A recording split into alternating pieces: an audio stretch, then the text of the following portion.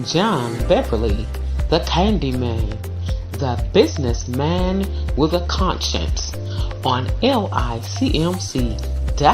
radio every Saturday at 3 p.m.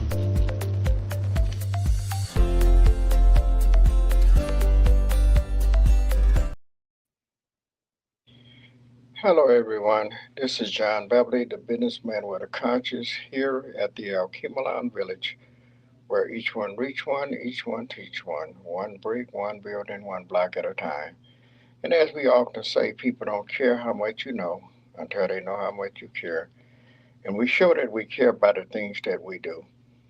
And today I would just like to talk a little bit about the importance of family and most important in memories of my cousin Tony Rogers Jr., the Rogers family.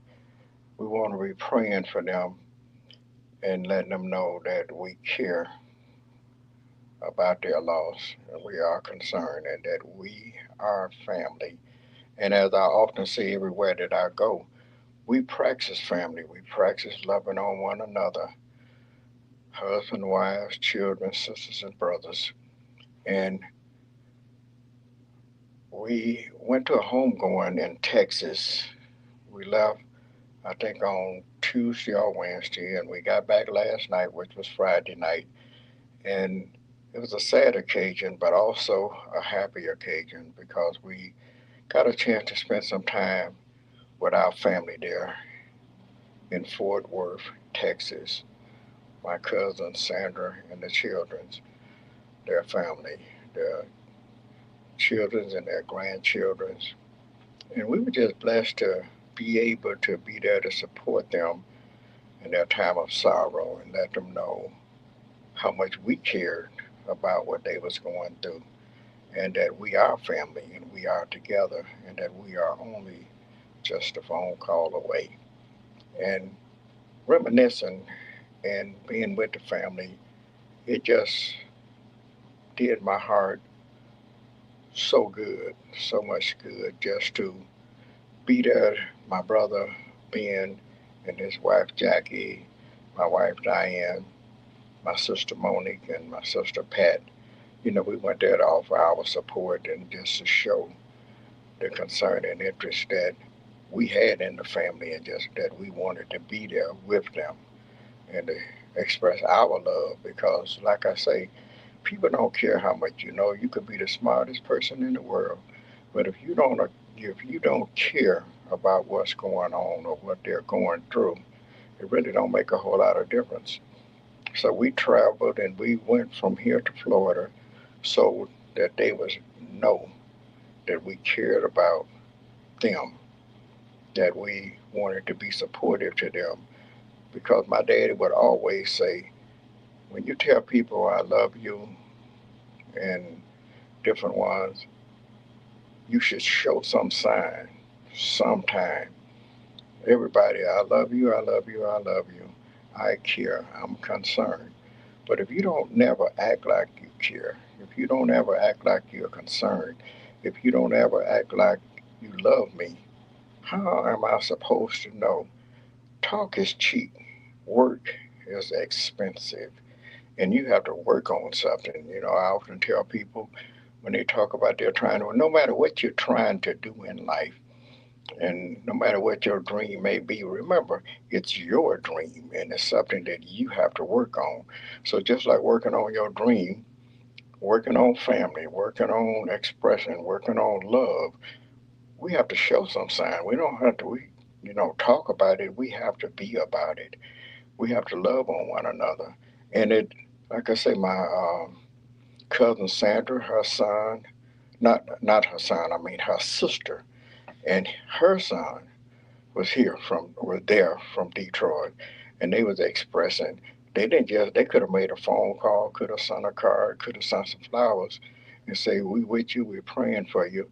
But I know it did her heart all the good and made her heart glad for them to come all the way from Detroit to come there to show the love that they was not only talking about it, but they was being about it. Her sister was there, like I say, she helped in the kitchen, she served. We all did what we had to do. I even, and I thank God, and I just want the family to know that I really appreciate you giving me an opportunity to express my love towards the family, to express the love that I had and shared with my cousin Tony Jr. when we was coming up, because we was like what they call thick and thin. We practice and talk and teach. Where Tony Senior and his mother Alberta Rogers, uh, Tony's mother and father, they practiced that same love that my parents practiced. They taught that same love that my family taught. So it wasn't hard for us to be able to go down there because we practiced and we pretty much did the same thing. We played together. We went to school together. We all got together in one room. My grandmother in Rolling Fork, Mississippi, had I think it was a two-bedroom home, and we would go there. And our family was the largest family at that time. I think my mother had about 6 or 7 children. So when we all got there, between the two bedrooms, the living room, and the kitchen, and those floors, we all had somewhere to lay our head. Some of us slept in the bed, some of us slept on pallets in the bedroom, some slept on pallets in the living room, and believe it or not, we even slept on pallets in the kitchen. But we was one big, happy, loving, caring family. We wasn't falling out with each other. We just loved on one another, and got up the next morning and washed our face and hands and stuff, and had breakfast and what have you, and just continued to love and do what we had to do with one another. And I told the story while I was there. Everybody seemed to kick out of it. that that my cousin and I, as we was coming up, that I loved him so much, and he was telling me about how proud he was of me. But little that he knew at the time, I just wanted to be just like him because he was my big cousin. I think we was about 2 years apart, and I loved him so much, and he was just so cool to me. And he had a pair. I think I told the story maybe once before that he had a pair of pants, shorts that I got a nickname. They started calling me Britches because of him, because he had a pair of shorts that he wore out, and I took them out the garbage can and started wearing them. I had to take the belt loop, the hoops in the belt, and put them together and tie it so they could fit me. And they was hanging off of me and everything, and people was laughing at me, but I didn't care because that was my cousin pants that I had on. So, and I was just, I couldn't be like him, but I was trying to do, that was my way of interpreting him. I was able to wear shorts, and I was just happy, because that was my cousin. But later on in life, he shared some things with me that I really didn't know. And well, I knew that he loved his family, but he really loved on his family, his wife and his children. And he would often talk about them. And every time he come to Detroit from Texas, he made it his business to stop and see me. And I really appreciated that. And he began to share some things when he would come, how much he appreciated me and how he looked it up to me. And that really blew my mind because I never thought once or twice or even thought about it, period, that he kind of looked up to me because I was always looking up to him. But he said he had been watching me and observing the way I carried myself and the things that I was doing. Well, to God be the glory because I was watching him. And I'm saying all of this to say that we have to be careful what we do and how we do things and how we treat people. And I tell the little story, and I did a souvenir book. This little light of mine, I'm gonna let it shine.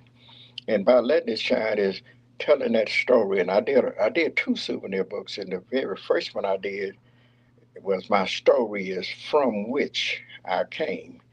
And those are the things that trials and tribulations and the stuff that we go through in life. But the most important part about that is from which I came. Where did you come from? to get to where you are. And we are still, because yesterday is gone and tomorrow haven't got here yet. So we live one day at a time.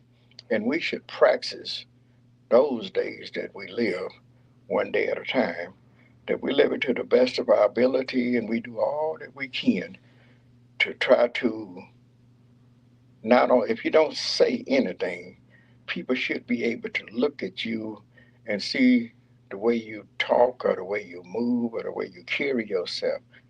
That is something about you. If it's no more than a pleasant smile, helps to tell the story that everything's okay. I'm content where I am. I'm okay in your presence, and you are okay in my presence.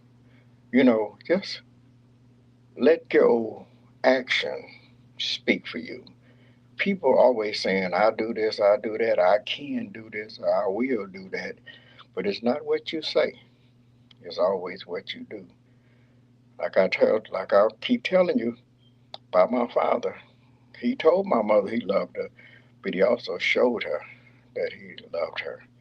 So we can tell each other, boyfriend, girlfriends, husband and wives, mothers and daughters, fathers and sons, parents, grandparents.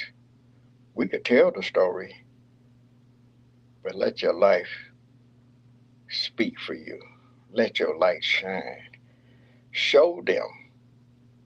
Like I say, talk is cheap, but work is expensive. So we just keep working on building relationships, building a closeness with each other. While we was there, even there, we went to a restaurant, I think of it, the Waffle House, and the young lady that waited on us, and she was so nice to us and kind and served us she just gave us some great service. And we let them know that we really appreciated them. And you don't have to know everything that we did, but we blessed them. Not only her, we blessed our waitress as well as a few others. We let our light shine, and not that we did it to be seen, but we was just sharing love. Because, like I say, everywhere you go, somebody's watching you. And before we left, the most important thing that we did, I believe that my brother, the pastor, Ben, asked them, do you mind if I pray for you? And they didn't mind. So they allowed us to pray for them. And then when we left, we went on about our business. But I'm just saying, you have to care enough about people to do something. You see the need, as I often say, we meet the need. They say, you see something, do something. You see something, say something. Once before, I told somebody that you never know who you're entertaining. Even those waitresses, everybody is somebody. And I told the young lady, I looked at her in her face and I said, you never know who you're entertaining. Today we might be entertaining an angel, or an angel might be entertaining you. So hopefully I said something to encourage you. To Roger's family, our utmost respect, and we love you so much. Just keep believing and knowing that we are only a phone call away, and we are family. Remember what I always say, people don't care how much you know until they know how much you care. And we show it by the things that we do. Not what we say, but what we do. Thank you, and have a great day.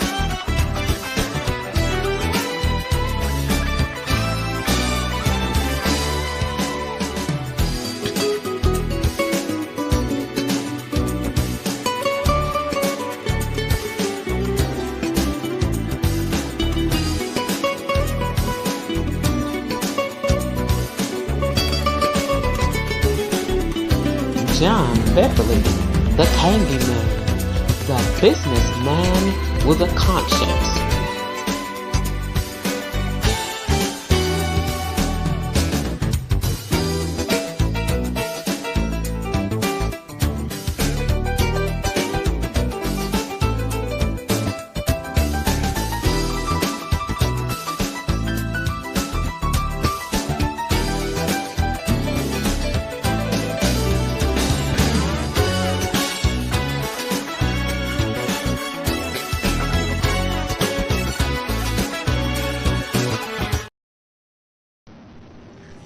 John Beverly, the Candyman, the businessman with a conscience, on LICMC.net radio every Saturday at 3 p.m.